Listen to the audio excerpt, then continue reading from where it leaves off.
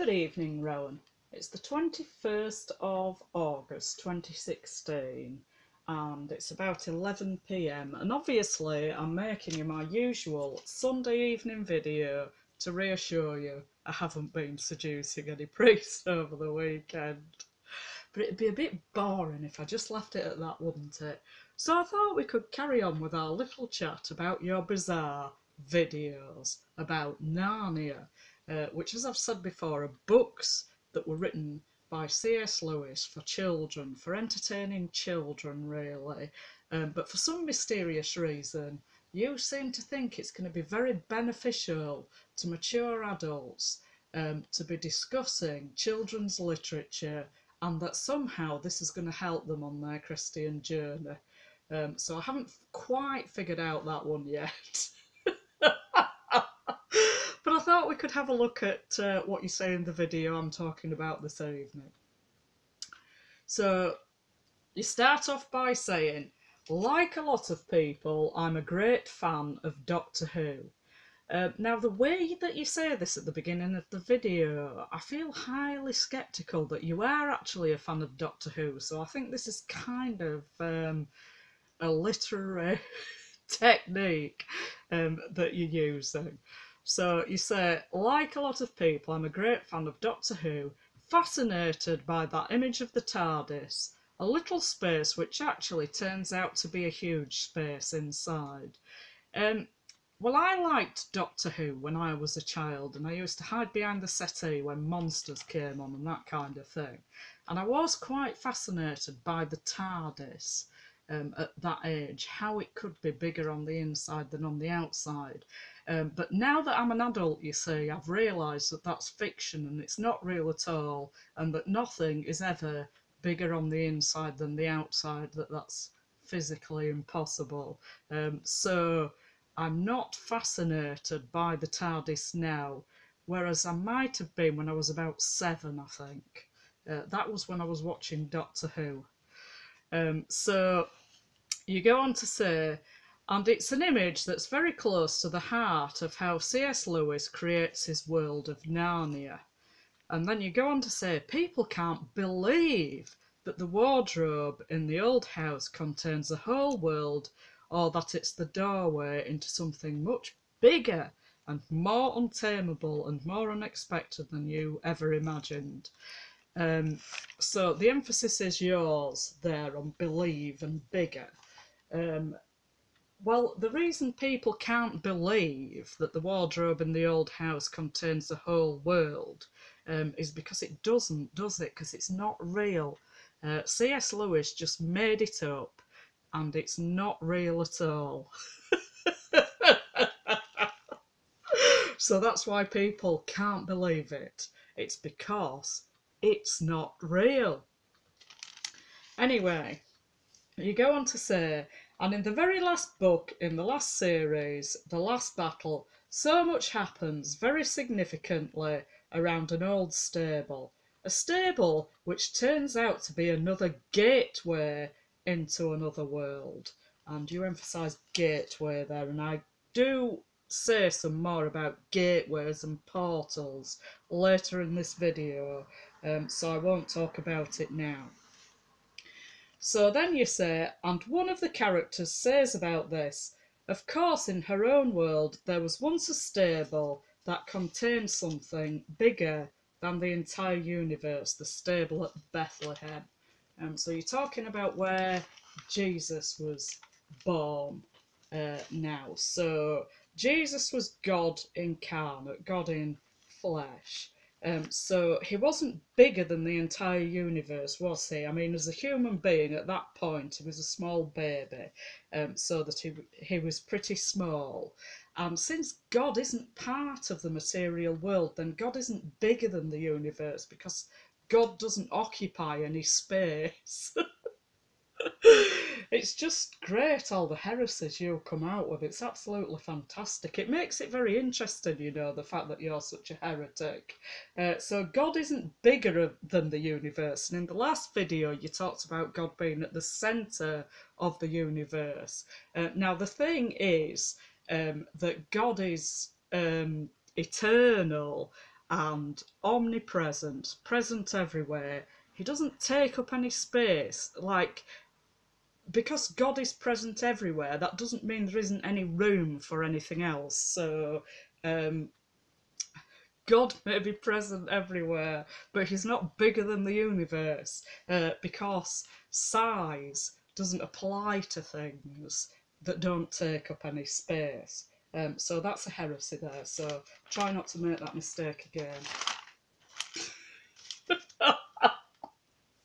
So anyway, you then go on to say, it's as if, in the whole sequence of stories, Lewis is trying to say this world is bigger on the inside than the outside. Like the TARDIS, it's much greater than it seems. Well, I think it's quite unlikely that Lewis is trying to say that, or I wouldn't like to read his mind, especially since he's dead now anyway, so I wouldn't want to be reading his mind. It's only psychiatrists who think that they can do that. But they just make it up as well. So anyway, so Lewis is trying to say this world is bigger on the inside than the outside. Like the TARDIS, it's much greater than it seems. So I'm assuming you're not saying that Lewis was talking about the TARDIS. But Lewis isn't really talking about this world, is he? He's talking about Narnia, which is a make-believe place. It doesn't exist.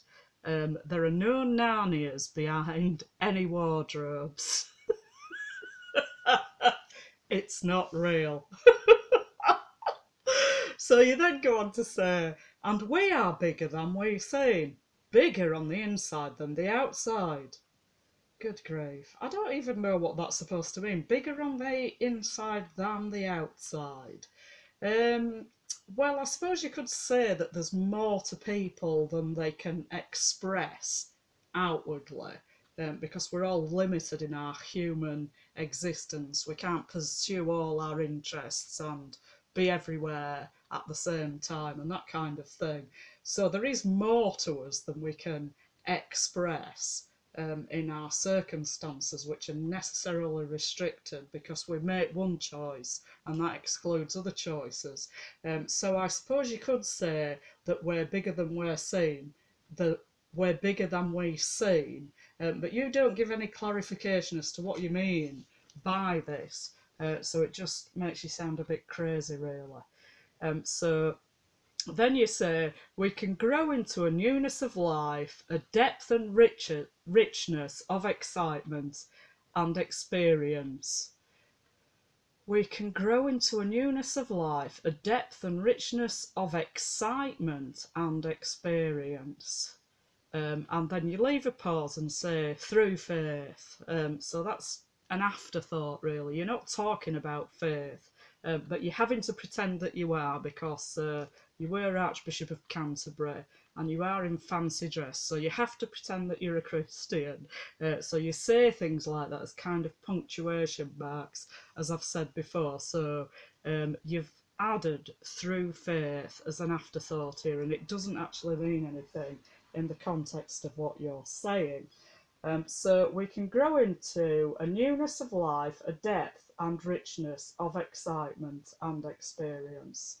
There's some nice nouns and adjectives there, but they don't really mean anything all strung together in that sentence, do they?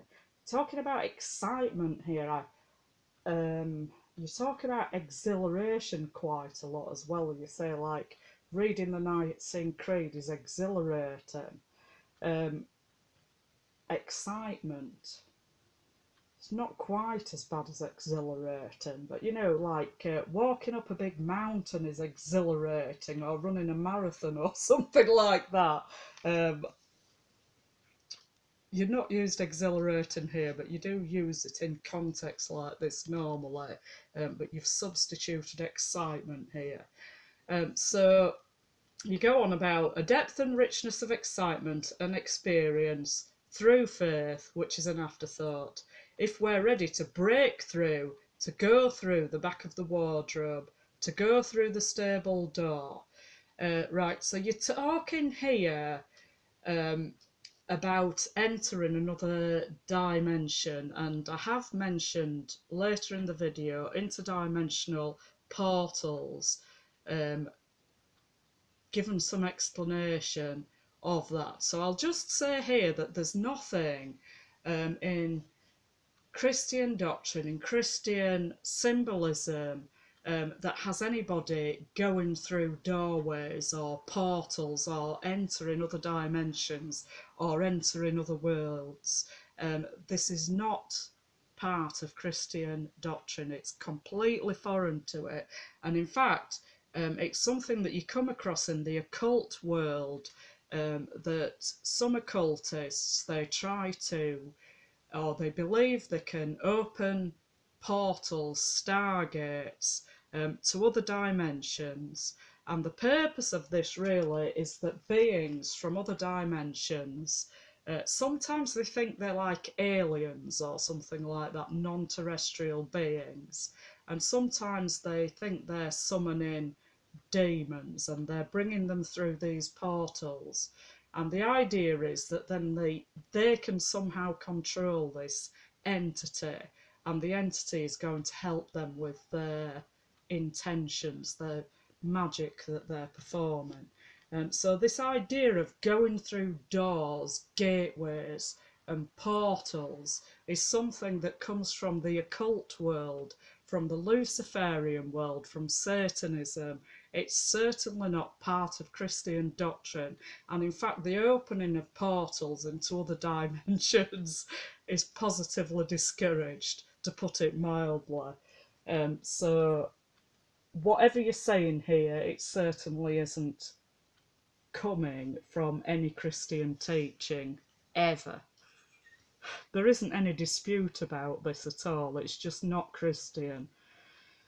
So you talk about going through the back of the wardrobe, going through the stable door, to humble ourselves, to let go, to allow ourselves to be stripped and challenged, almost forced into facing the truth.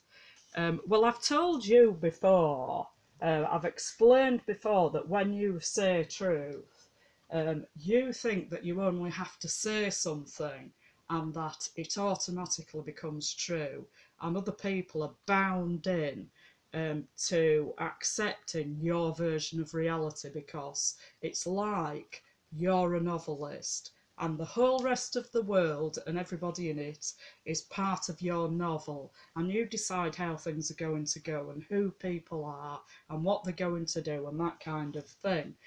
So truth to you doesn't mean the same as it means to other people, because other people know that the truth means something that's real. If you're telling the truth about something, then you're telling what really happened.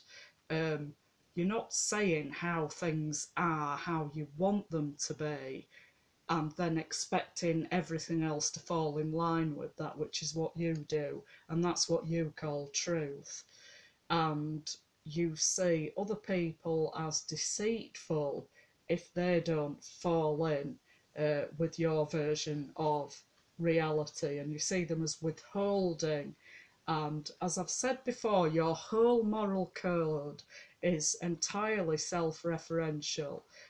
Other people in the novel that is your world exhibit virtue when they give you what you want and do what you want, and act in the way that you want them to, and they exhibit vice when they resist you. So you've got no moral code that's external to yourself, and you define people as virtuous or as evil depending on whether they're giving you what you want or not. So you then say, and if we can do all that, what lies on the other side? So this is the other side of the portal. It's not just a world that's bigger than our own, but a world that goes on getting bigger, goes on getting richer, more varied, more beautiful. So we've got richer, more varied, more beautiful. And then you say, the vision at the very end of the last battle is of the characters all moving into that new dimension. So we're here going through a portal again, where you're constantly moving further up, further in. I wonder what that means. A world which unfolds, landscape upon landscape, view upon view, vista upon vista. This is what you say. If you think you're speaking Spanish there, try and pronounce it Vista next time. Vista upon vista. That's not what you say. It made me laugh. You say Vista. You probably think you're speaking Spanish. This is probably the Spanish that you speak. As more and more you understand that you're never going to get to the end of the riches of God and what God has in store for you and those you love. So you do emphasise this infinity and endlessness quite a lot in these videos, and I think you're telling me it's never going to be over. And then you're talking about stripping and being forced into this and all this kind of thing, which I also mention a bit later on in the video, so I won't go into it now. But you're a bit of a pervert, aren't you, really? So you're emphasising this endlessness, it's never going to end. You're trying to demoralise me, you're trying to demoralise people generally. As I mentioned in the last video, when you're going on about death and dying and brutal murder and hopelessness and all this kind of thing, and really emphasising these negative themes and diverting attention, people's attention away from more positive and inspiring themes, as I explained in the last video. So talking about endlessness and infinity and not reaching the end is your way of saying all this crap is going to go on forever. So you say, to get to the end of the riches of God and what God has in store for you and those you love. So God doesn't really have anything in store for you and those you love, really, in a kind of literal sense, because we're all individuals, you see, and we're invited into individual relationship with God. And so what God has in store for me is according to his plan for me, and what he has in store for you is according to his plan for you, and we can either cooperate with that or resist it, and usually it's a combination of both to some degree. So really, God doesn't have anything in store for you and those you love, in that kind of sense, really. We're not a collective with those we love, we're individuals, and God invites us each individually to accept the gifts that he offers, but we're quite free to refuse that. So God may have a plan for me and a plan for someone I love, but maybe the person I love's not really interested in that. So it's not true what you're saying. You're giving a misleading impression. And in any case, you think that you are God, don't you? So you're probably talking about yourself when you say what God has in store for you and those you love. You're probably trying to be a bit threatening. So you then go on to say, our hope as Christians for eternal life is not just a hope that we'll sit down one day and it'll all be over, but as Lewis says, a hope that we're always moving into greater depth, greater joy. Well, I don't know if Lewis does say that, because I'm not really familiar with his work. I don't really like it that much. I've said before, his style just grates on me for some reason. So anyway, even if he does say that, I doubt that it's in the Chronicles of Narnia. So one day it will all be over. Well, it will all be over, won't it? Because we all die, so that's an end of life. And then there is the life of eternity, where we can spend eternity in heaven with Christ and the saints. So all suffering will be over. It does in fact say that in the book of Revelation, that God's going to wipe every tear away from their eyes. But then you did describe the book of Revelation in your book Open to Judgment, which is a collection of sermons. Now, what was the phrase? Page after page of paranoid fantasy and malice. This is a book in the Bible that you're talking about. Page after page of paranoid fantasy and malice. I'm pretty sure that was the expression or something like it. And then you later described it in the same sermon as the rantings of St. John the Divine against his theological rivals. So that's the book in which it says that God's going to wipe every tear away from our eyes. So I quite like that bit of ranting, actually. I'm looking forward to it, in fact.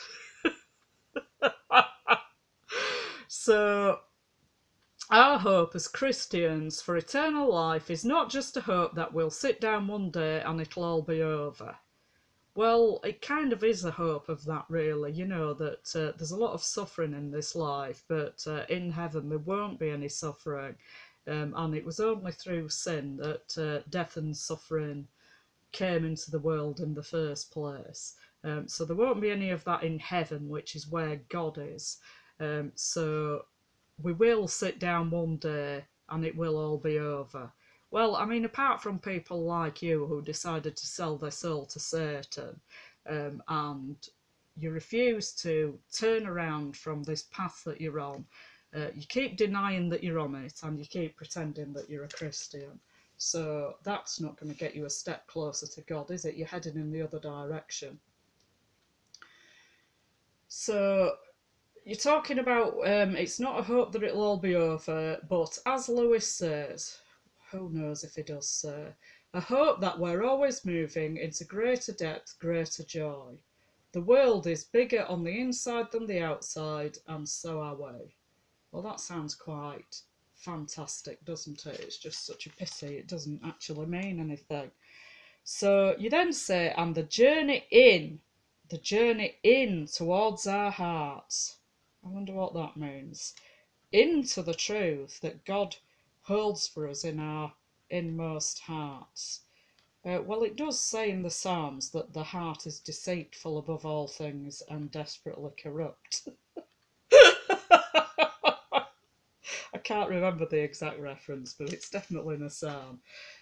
So the truth that God holds for us in our inmost hearts, that journey is also a journey into the infinity of God, of the endlessness of God's joy, God's promise, God's richness. So you're emphasising this infinity and endlessness again at the end of the presentation, at the end of this video clip, this short video rather. So you really want your audience to take that away. And I would say again that it's not really correct to say that infinity isn't an appropriate word to describe God or things pertaining to God, really, because God is not only outside space, he's outside time as well. So only things that are in the temporal world where time exists could be infinite. So God isn't infinite, God is eternal. So that's another heresy, really, describing God as infinite. When we say forever and ever, it doesn't really mean infinite, it's relating to eternity. It means that it won't end, but it's not the same as infinite. So you're bordering on heresy again there. So that's another good heresy, isn't it? That God is bigger than the universe when God doesn't occupy any space, and God is infinite when God exists outside of time. So thanks once again for all the heresies, and I shall leave my comments about it now, but I have got a few little clips I've put together, and of course I'm going to mention a few words about my beloved.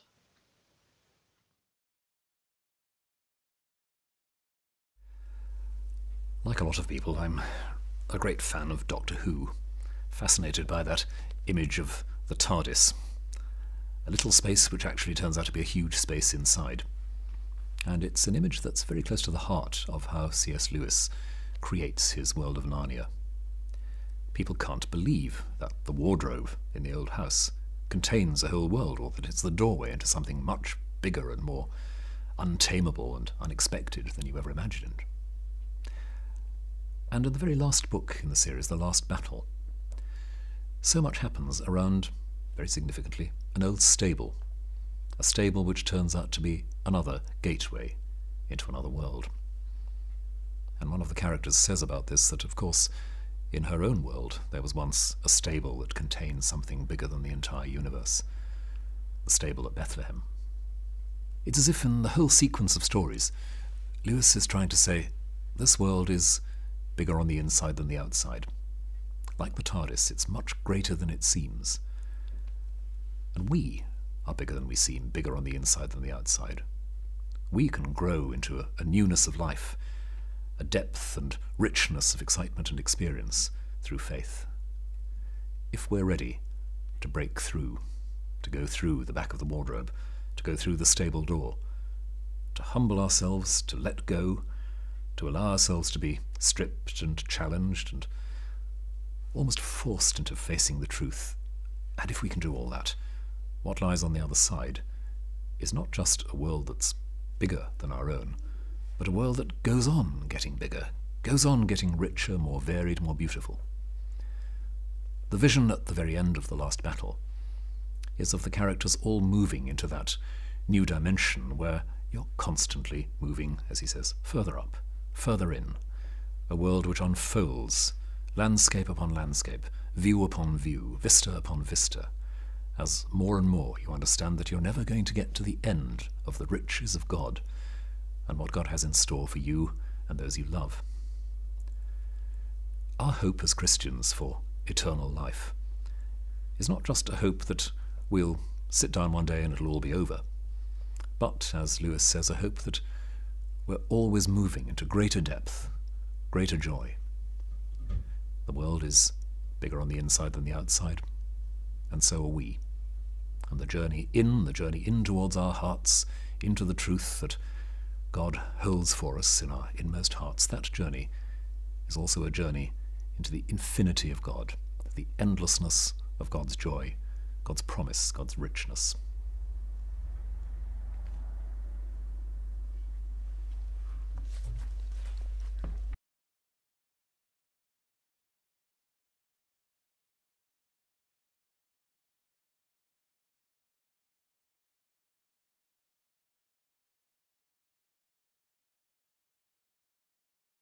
To humble ourselves, to let go, to allow ourselves to be stripped and challenged and almost forced into facing the truth.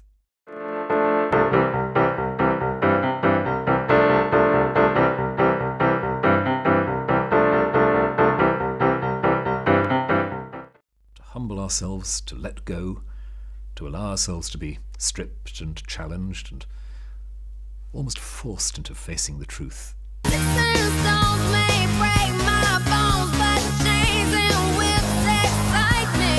To humble ourselves, to let go, to allow ourselves to be stripped and challenged and almost forced into facing the truth.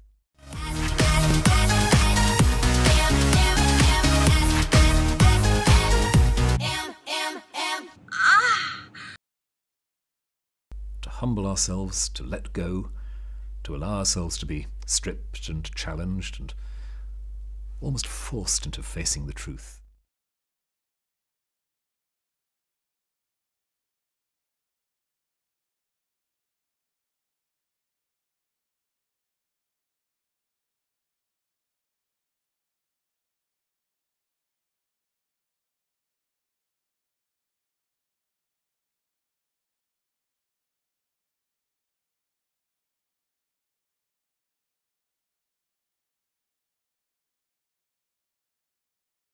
can't believe that the wardrobe in the old house contains a whole world, or that it's the doorway into something much bigger and more untamable and unexpected than you ever imagined.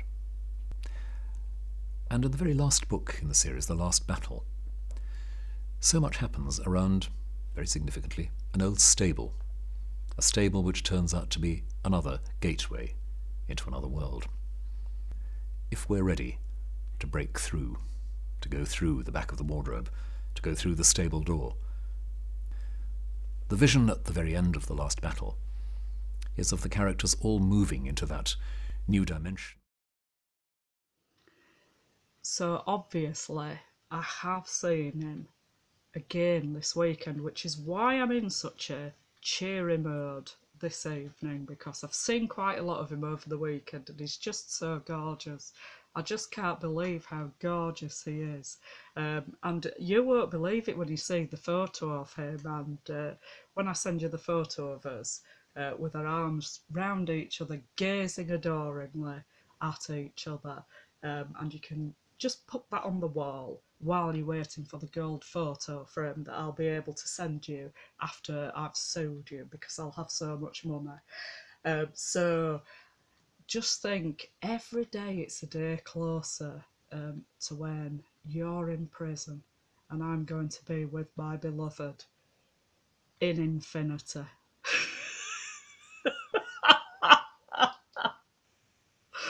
He's so handsome. He's so wonderful. He's nothing like you at all. Anyway, I shall leave it there for now, but obviously, you know, I'm going to be looking out for you so I can turn up and arrest you, and there's plenty more crap you've already talked for me to be commenting on, so don't worry thinking I'm ever going to run out of it, because there's just such a mountain already. There's no need to worry about that. But I'm quite sure that you will be coming out with yet more crap in the future. So there's all that to look forward to as well, and perhaps you could try and put a few more heresies in as well, because it does make it quite interesting. So I'll leave it there for now then. Hasta la vista. Change me, you're wasting your time. Now I got something much better in mind. Robert De Niro's waiting, talking Italian.